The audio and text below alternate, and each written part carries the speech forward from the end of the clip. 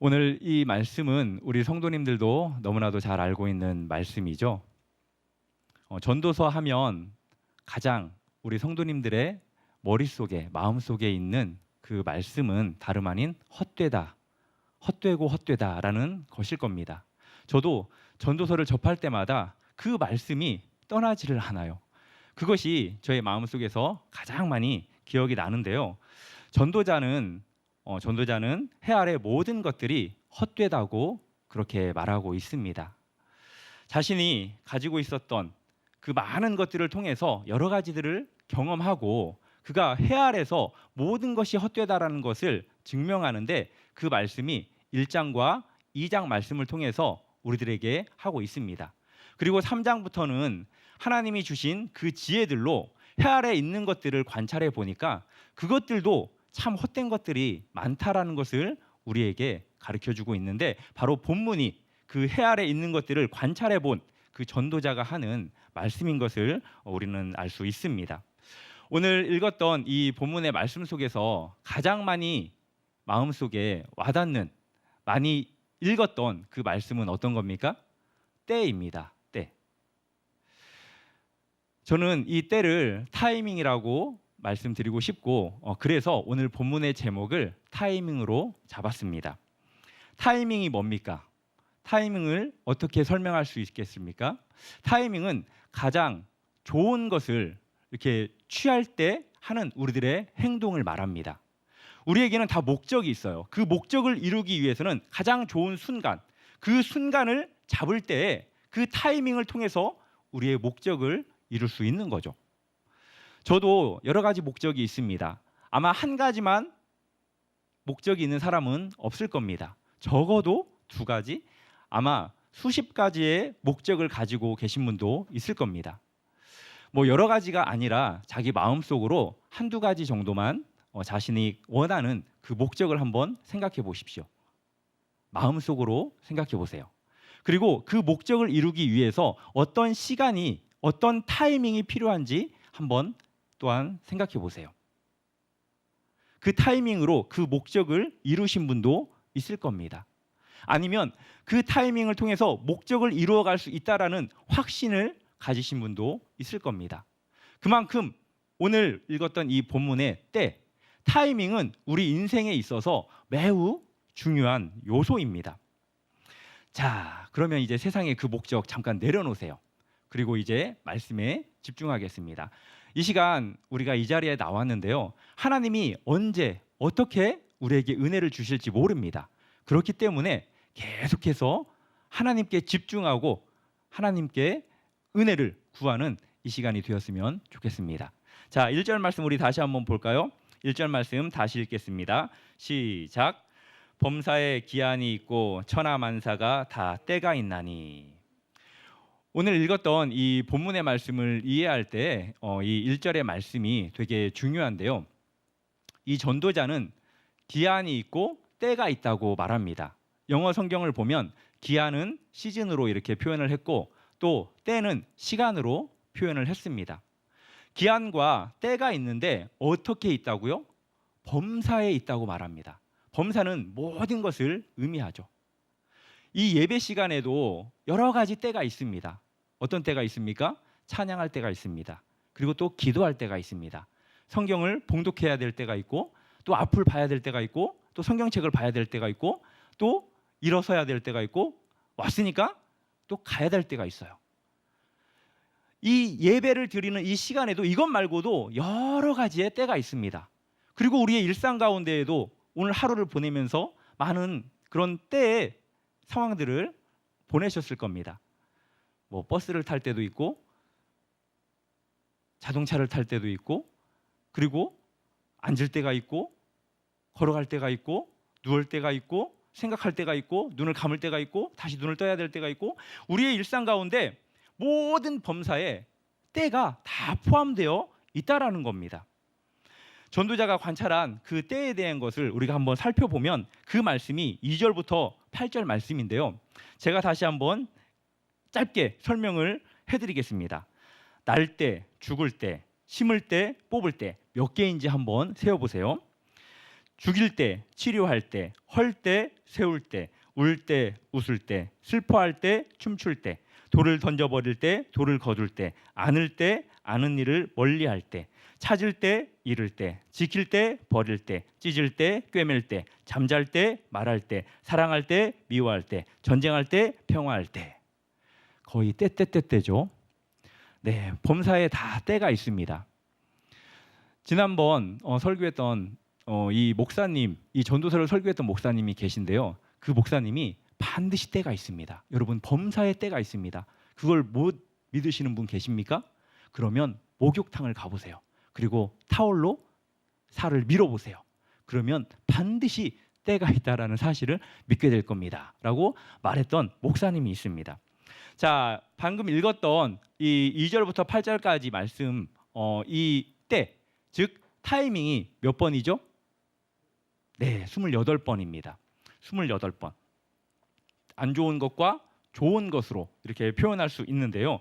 이것뿐이겠습니까? 더 많은 것들을 언급할 수도 있었겠지만 전도자는 이것만으로도 충분하다.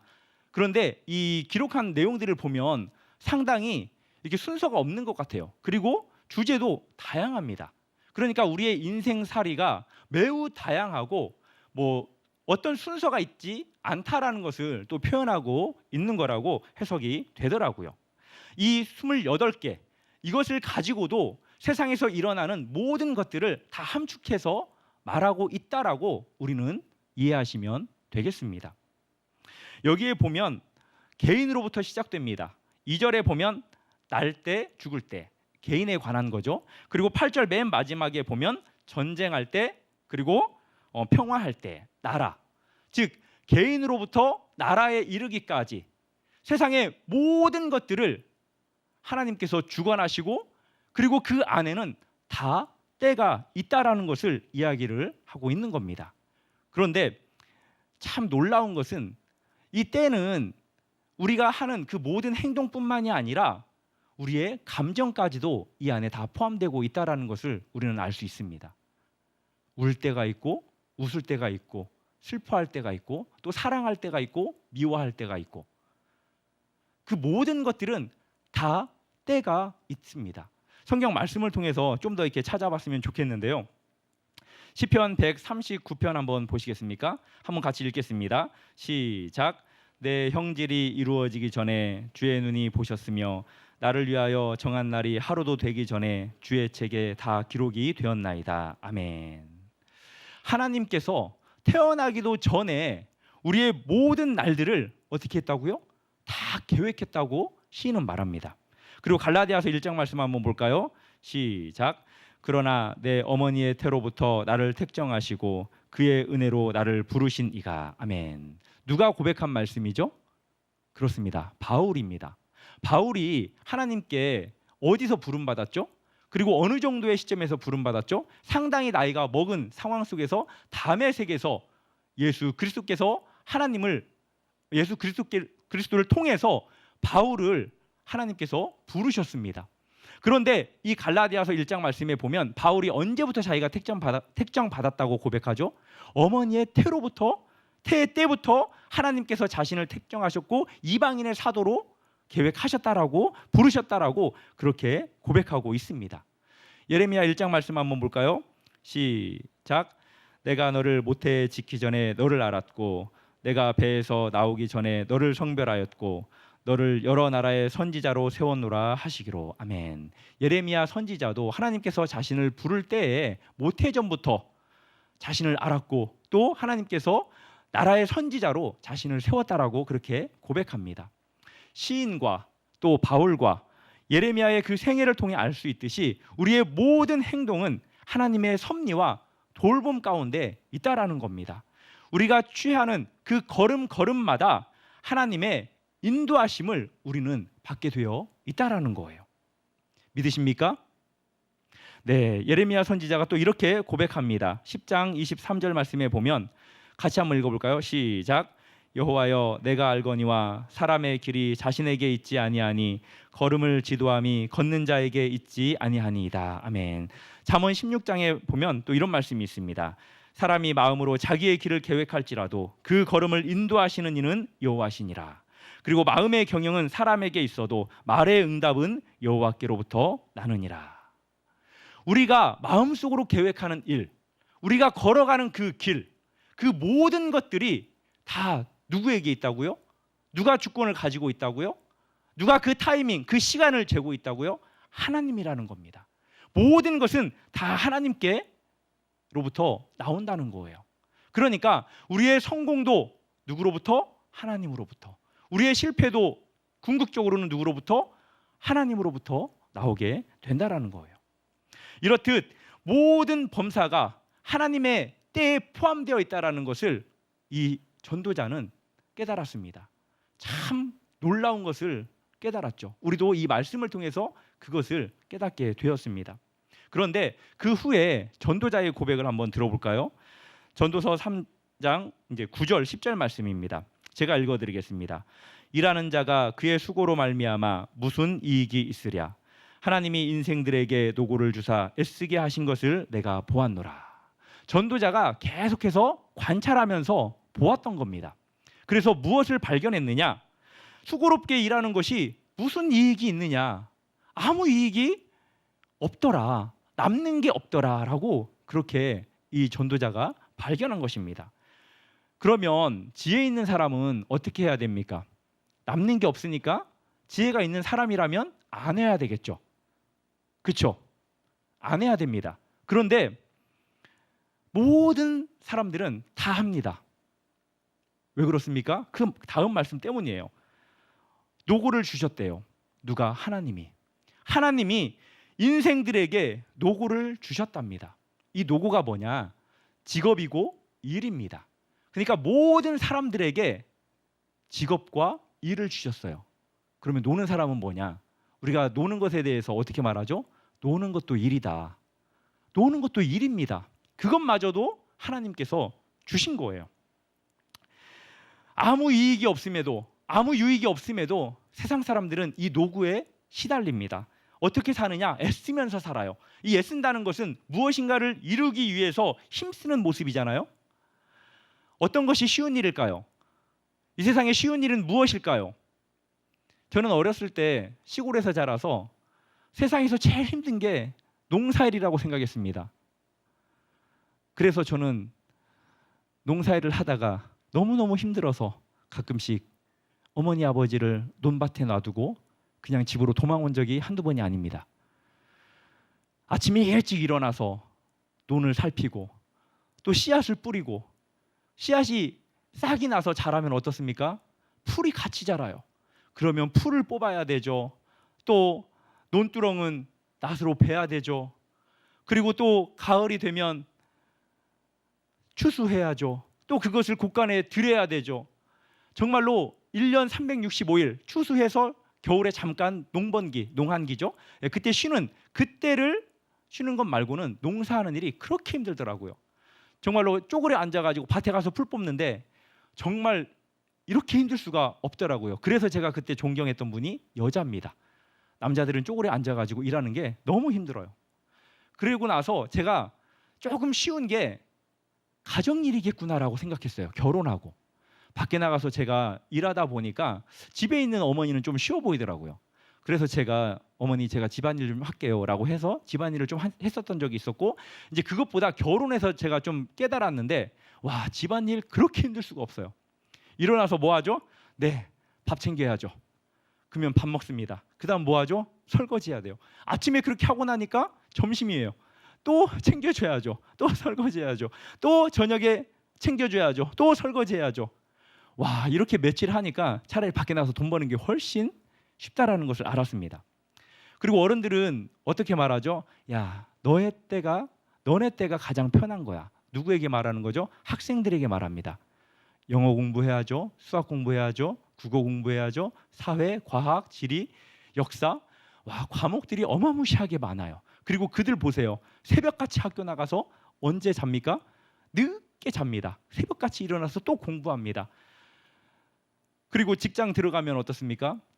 여러분들 지금 직장 생활 하시는 분들 아침에 몇 시까지 출근하시는지는 모르겠지만 힘든 그 교통난 헤치고 회사에 가서 잠깐 모여 회의하고 자기에게 맡겨진 그 분량 일하고 정리하고 결산하고 또 보고하고 또 그 다음날 준비하고, 이 세상에 아이로부터 어른에 이르기까지 노고하며 애쓰는 그런 없는 사람이 없어요. 노고와 수고를 애쓰는 사람이 없는 사람이 없이 모든 사람들이 다 수고하고 애씁니다.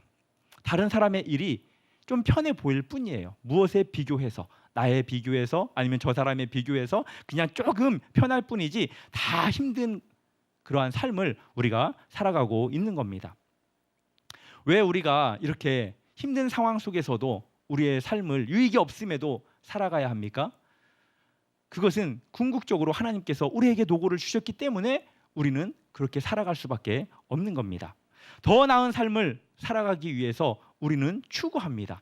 조금이라도 더 나은 삶, 다른 사람보다 좀 더 행복한 삶을 살기 위해서 우리는 추구하는데, 그 가장 종점적인 그 목적이 어디냐?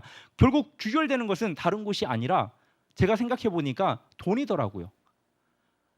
거기에 부인하는 사람도 있을 수 있을 겁니다. 그렇지만 대부분의 사람들이, 세상 사람들이 추구하는 것은 궁극적으로 돈이에요. 돈을 많이 벌면 노고로 애쓰지 않을 수 있다라고 생각합니다. 그래서 다 돈을 벌고자 애씁니다. 요즘 어떻게 하면 돈을 벌 수 있을까? 저도 예전에는 생각하지 않았던 그런 생각을 해보는데 그냥 생각에서 멈출 따름입니다. 왜냐하면 무엇인가 할 수 있는 능력이 없어요. 그리고 자본도 없습니다. 그렇지만 요즘 젊은이들은 그래서 생각한 것이 있죠. 요즘 잘 나가고 있는, 어쩌면 이것을 통해서는 돈을 벌을 수 있을 것이라는 그런 생각을 가지고 제가 이제 이것저것 생각해 보다가 찾은 것이 결국은 주식이더라고요. 주식에 대해서 제가 뭐라고 하는 건 아닙니다. 그만큼 지금 상황이 좋은 거예요. 여기서 말하는 상황은 때, 즉 타이밍이 좋다라는 거죠. 그래서 자신의 영끌이라고 하죠. 영혼까지 진짜 바쳐가지고 모든 돈을 끌어서 제대로 한번 해보고 싶은, 돈을 벌고 싶은 그러한 마음이 요즘 젊은이들에게 있는 것 같습니다. 그런데 그 주식이라는 거 맞추기가 쉬울까요? 어려울까요? 저는 한 번도 안 해봐서 모르겠는데 대부분 주식을 한 사람들이 그런 말을 하더라고요. 참 어렵다. 오를지 안 오를지 알 수 없는 게 주식이다라는 그런 말을 하더라고요. 그래서 영혼까지 끌어모은 돈을 한 방에 했다가는 인생이 잘못하면 멸망할 수도 있다라고 그런 말을 하더라고요. 그런데 어떤 사람들은 한두 번 맞아요. 제가 가까이 지내는 이분도 예전에 이제 상당히 자신의 그 실력을 믿었어요. 운이죠, 어떤 면에서는. 그래가지고 계속 하다가 친인척들의 그 돈까지 끌어서 했다가 결국에는 어떻게 됐겠습니까? 네, 맞습니다. 우리 성도님들이 생각하는 그 상황이 벌어진 겁니다. 성경은 타이밍에 대해서 이렇게 말합니다. 일의 시종을 사람으로 측량할 수 없게 하셨다. 하나님께서는 모든 일의 시종을 우리에게 알려주신 적이 없다고 그렇게 말합니다. 그러니까 궁극적으로 우리는 일의 시종을 알 수 있습니까? 없습니까? 우리는 없다라는 겁니다. 한두 번 성공하면 그것에 집착해서 계속 집착할 뿐이지 궁극적으로는 우리는 그 시작뿐만이 아니라 마치는 그 종에 대해서 우리는 알 수 없다라는 거예요. 여기에서 측량할 수 없다라고 그렇게 전도자는 기록하고 있는데요. 이 측량이라는 말은 찾다, 발견하다라는 그러한 의미를 가지고 있습니다. 찾다, 발견하다. 시제는 미완료형이에요. 그리고 그 앞에 부정어가 붙습니다. 그러니까 우리가 계속해서 노력을 해도 결코 찾을 수 없는 게 바로 시종이라는 거예요.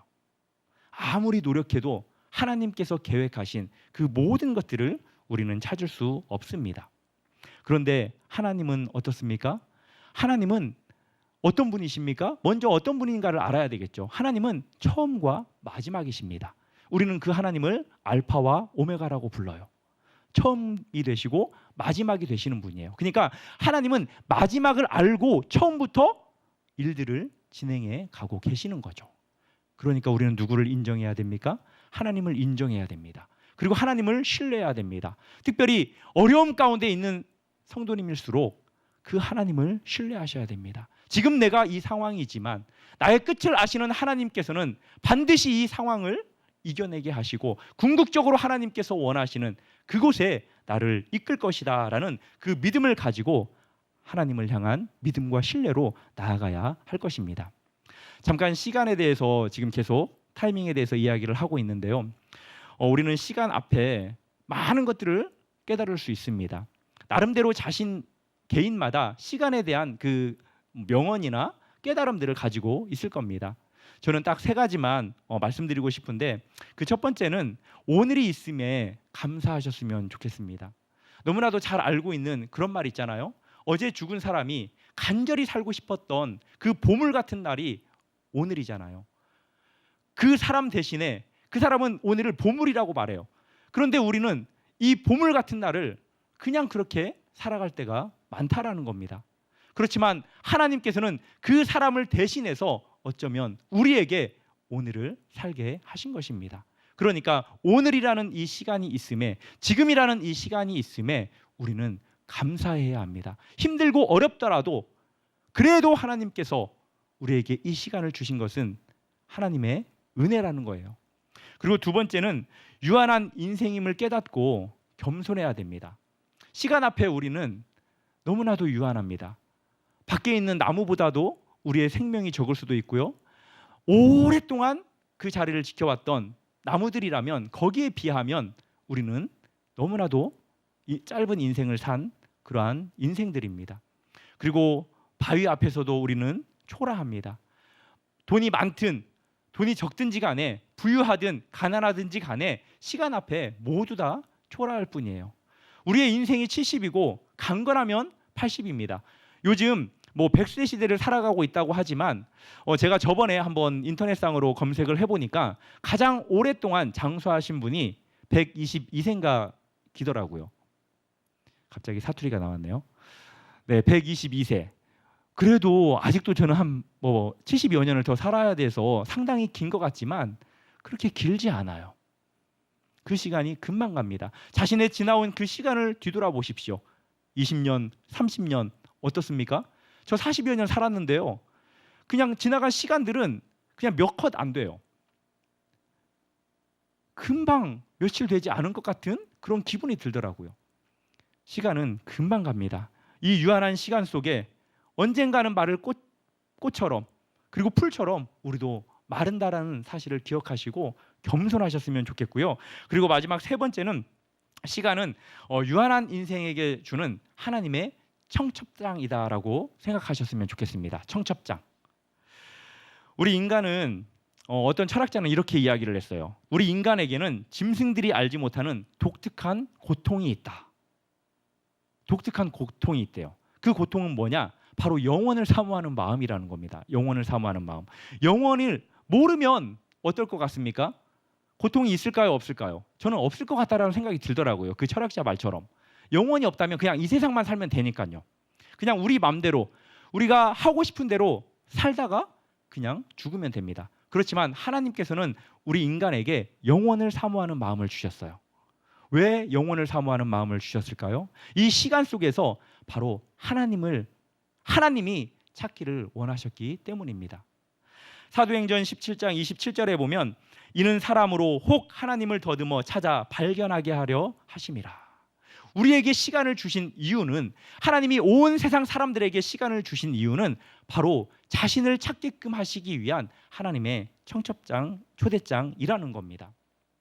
사랑하는 성도 여러분, 지속적으로 자신의 목적을 이루기 위해서 타이밍을 재지 마시고 오히려 하나님을 신뢰하고 하나님을 경외하는 저와 우리 성도님들 되기를 주님의 이름으로 축복합니다. 오늘 읽었던 본문 14절에 보면 이렇게 기록하고 있습니다.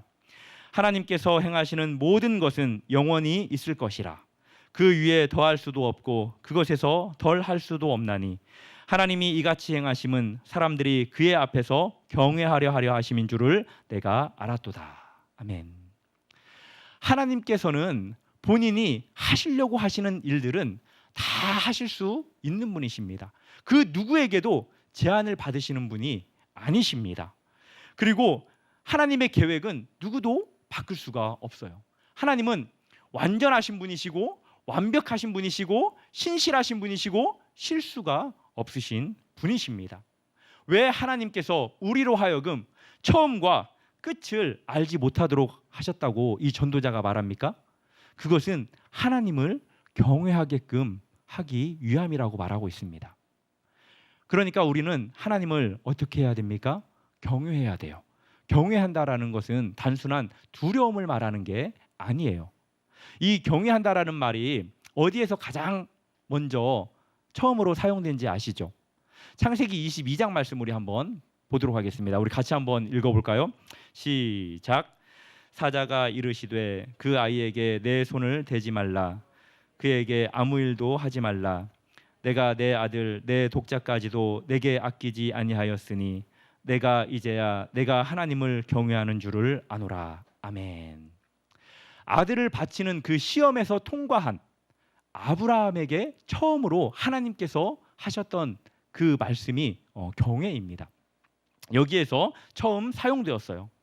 하나님의 말씀에 전적으로 복종하는 것, 하나님을 두려워하는 것도 포함이 되지만 무서워한다라는 것보다도 하나님의 말씀에 전적으로 복종하는 것, 순종하는 것, 바로 그것이 하나님을 향한 경외라는 겁니다. 아브라함이 이삭을 데리고 그 모리아 산으로 올라갈 때 그곳에 양이 있을 거라고 생각하고 올라갔을까요?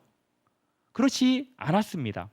아브라함이 하나님을 경외할 때, 즉 이삭을 이제 죽이기 위해서 칼로 이삭에게 대려고 할 때, 그때 하나님은 하나님의 그 시간 속에서, 그 타이밍 속에서 준비했던 순양을 아브라함에게 발견하게 하신 겁니다. 그래서 그 순양으로 하여금 이삭을 대신해서 번제로 드리게 하셨죠. 그러니까 아브라함이 그리고 나서 그 땅의 이름을 뭐라고 불렀습니까? 여호와 이레라고 불렀습니다. 하나님께서, 여호와께서 준비하셨다라고 그런 의미의 여호와 이레라고 불렀죠. 우리는 절대 하나님의 하시는 일을 측량할 수도 없고요. 그리고 하나님이 하시는 그 일을 어떤 것들은 하나님께서 알려주시기도 하지만 조금 알 수도 있지만 완전히 하나님이 하시는 일은 우리가 다 알 수 없습니다.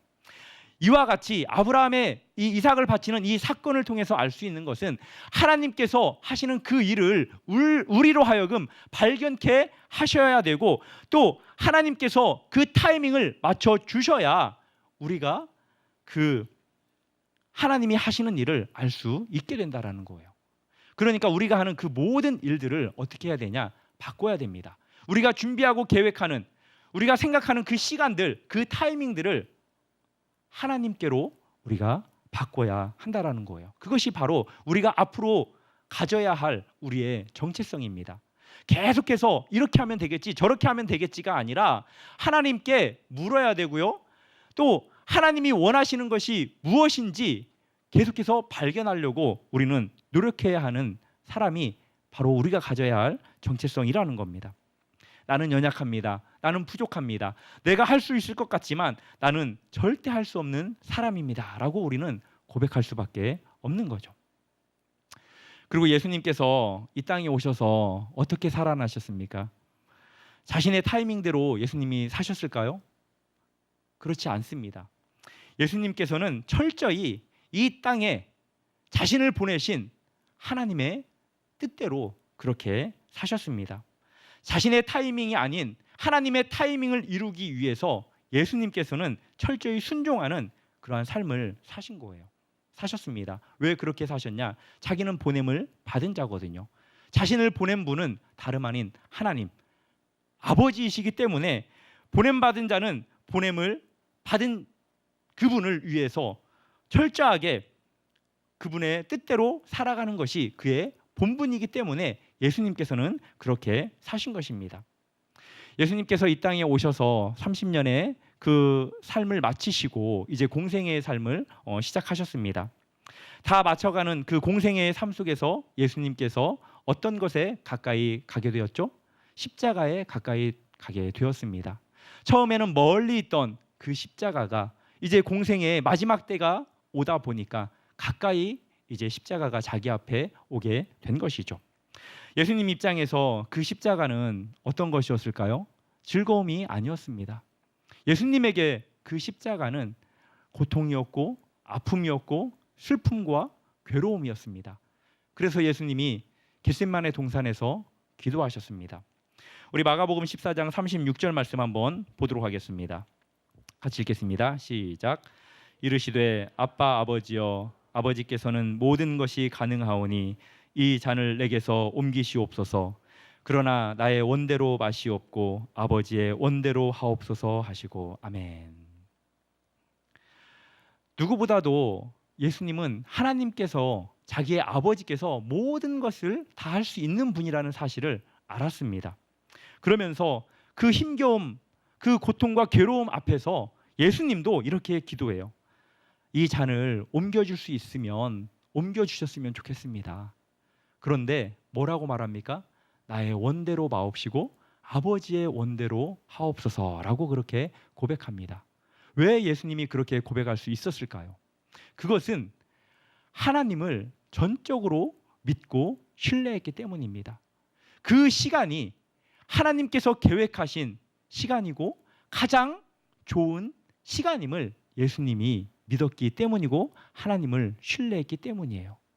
아브라함에게 이삭을 바칠 때 가장 좋은 것, 바로 그것을 준비해서 주셨던 것처럼 그때가 온 인류를 구원하기 위한 십자가에서 죽어야만 하는 그 때라는 그 계획을 하나님께서 신실하게 가지고 계신 시간이구나라는 그 하나님의 신뢰했기 때문에 예수님께서 그렇게 믿고 나아갈 수 있었던 것입니다. 그래서 마가복음 14장 41절에 보면은 그 겟세마네 동산에서 3번 기도하시잖아요. 그러면서 3번째 제자들에게 이제 기도하다가 돌아와서 이렇게 말합니다. 때가 왔도다. 보라, 인자가 죄인의 손에 팔리느니라. 예수님께서도 하나님의 때를 인정하고 그 타이밍에 순종합니다. 하나님을 경외하는 마음으로 자신의 타이밍 위에 하나님의 타이밍이 있다라는 그 사실을 인정하고 예수님께서도 순종하셨습니다. 사랑하는 성도 여러분, 우리는 앞으로도 계속해서 인생을 살아가야 합니다. 우리에게 노고를 주셨고요. 우리는 그 노고 속에서 애쓰는 삶을 살아야 합니다. 그리고 우리에게는 수많은 목적들이 있습니다. 그것을 이루기 위해서 많은 계획들을 가지고 있어요. 계속해서 우리는 각자의 그 타이밍을 재고 있습니다. 그렇지만 우리의 타이밍 위에 어떤 타이밍이 있다고요? 하나님의 타이밍이 있다는 사실을 믿으시기를 바랍니다. 우리의 타이밍으로도 어떤 것들은 이룰 수도 있겠지만 이루는 것보다 이루지 못하는 게 훨씬 많습니다. 지난 날을 되돌아보십시오. 내 타이밍으로 이룬 것이 몇 개나 됩니까? 저는 제가 뒤돌아보니까 내 타이밍으로 이룬 게 거의 없어요. 다 하나님의 타이밍이었더라고요. 하나님께서 지금까지 신실하게 이 자리에 있기까지 하나님의 타이밍으로 나를 이끄셔서 세우셨더라고요. 그래서 하나님을 더 신뢰해야 되겠다, 더 의지해야 되겠다. 나의 끝을 아시는 하나님께서 지금까지 하나님의 타이밍으로 여기까지 인도해 왔으니까 앞으로도 나의 남은 인생도 하나님께서 반드시 책임져 주실 거다라는 그러한 믿음과 확신이 생기더라고요. 사랑하는 성도 여러분, 다시 한번 우리의 타이밍을 붙잡지 마시고 내려놓으십시오. 그리고 하나님의 타이밍을 찾으려고 노력하십시오. 그 방법은 여러 가지 방법 속에서 찾을 수도 있겠지만 말씀과 기도라고 생각합니다. 하나님의 말씀 속에서 하나님의 타이밍을 발견하시고 기도를 통해서 하나님의 타이밍을 발견하셔서 이 땅에 살면서 헛되고 헛되지만 궁극적으로는 우리의 본분, 하나님을 경외하는 삶, 그리고 이 땅에 보내셔서 순종했던 예수님처럼 예수 그리스도를 믿는 믿음의 백성으로서 믿지 않는 사람들을 위한 그러한 삶을 살아내는 저와 우리 성도님들이 되셔서 헛되고 헛된 인생, 하나님만을 남기고 복음만을 남기는 저와 우리 성도님들 되기를 주님의 이름으로 축복합니다. 우리 함께 찬양하며 또 기도의 자리로 나아갈 때 주가 일하시네라는 찬양하도록 하겠습니다. 우리가 할 수 없다라고 고백할 때 하나님께서 일하십니다. 그리고 우리가 순종할 때, 우리가 경외할 때 여호와 이레에 하나님께서 준비해 주실 겁니다. 우리 함께 찬양하겠습니다.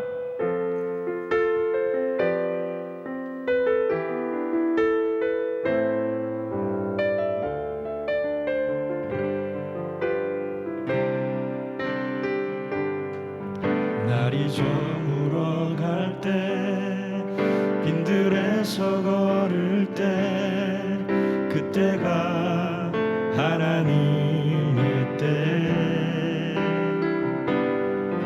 내 힘으로 안 될 때 빈손으로 걸을 때 내가 고백해 여호와 이래 다시 한번 고백하겠습니다. 날이 저물어 갈 때 날이 저물어 갈 때 빈들에서 걸을 때 그때가 하나님의 때 내 힘으로 안 될 때 빈손으로 걸을 때 내가 고백해 여호와 이래 주가 일하시네 주가 일하시네 주가 일하시네 주께 아끼지 않는 자에게 주가 일하시네 주가 일하시네 신뢰하며 걷는 자에게 주가 일하시네 주가 일하시네 주가 일하시네 주께 아끼지 않는 자에게 주가 일하시네 주가 일하시네 신뢰하며 걷는 자에게 우리 2절 찬양하겠습니다. 우리 모인 이곳에 우리 모인 이곳에 주님 함께 하시네 누리네 아버지 은혜 적은 떡과 물고기 내 모든 걸 드릴 때 내가 고백해 여호와 이래 주가 일하시네 주가 일하시네 주가 일하시네 주께 아끼지 않는 자에게 주가 일하시네 주가 일하시네 신뢰하며 걷는 자 한 번 더 고백하겠습니다. 주가 일하시네 주가 일하시네 주가 일하시네 주께 아끼지 않는 자에게 주가 일하시네 주가 일하시네 신뢰하며 걷는 자에게 사랑하는 성도 여러분, 말씀을 통해 받은 은혜를 가지고 함께 기도하기 원하는데요. 우리에게는 누구나 원하는 타이밍이 있습니다. 그렇지만 그 타이밍이 나의 욕심일 확률이 많을 거라고 생각합니다. 하나님, 내려놓을 수 있는 그러한 마음을 허락해 달라고 기도하시고요. 그리고 하나님의 타이밍에 하나님의 뜻대로 이루어지게 해달라고 기도했으면 좋겠습니다. 예수님께서도 자신의 바람이 아닌 아버지께서 원하는 대로 그 뜻이 이루어지게 해달라고 기도했던 것처럼, 그리고 지금 교회력으로는 사순절을 보내고 있는데요, 그렇게 예수님이 그 십자가를 향해 걸어갔던 것처럼 힘들고 어렵지만 우리도 그렇게 하나님을 신뢰하며 걸어갔으면 좋겠습니다. 세상이 보기에는, 우리가 보기에는 두려운 길이고 또 확실치 않은 길이라고 생각들겠지만 그 길이 바로 하나님께서 원하는 길이고, 그 길이 가장 좋은 길이고, 그 길이 우리 하나님의 영광을 드러내는 길입니다. 하나님, 나의 타이밍을 내려놓고 하나님의 타이밍대로 살아가는 인생 되게 하여 주시옵소서. 그리고 이 땅에 살면서 하나님의 영광을 드러내는 귀하고 복된 인생 되게 해달라고 말씀의 은혜를 생각하며 기도하고 각자 가지고 나오신 그 기도의 제목들 하나님 앞에 올려드리면서 하나님의 타이밍을 구하는 이 시간 되고 자유롭게 돌아가기를 원합니다. 함께 기도하며 나아가도록 하겠습니다. 하나님 아버지, 하나님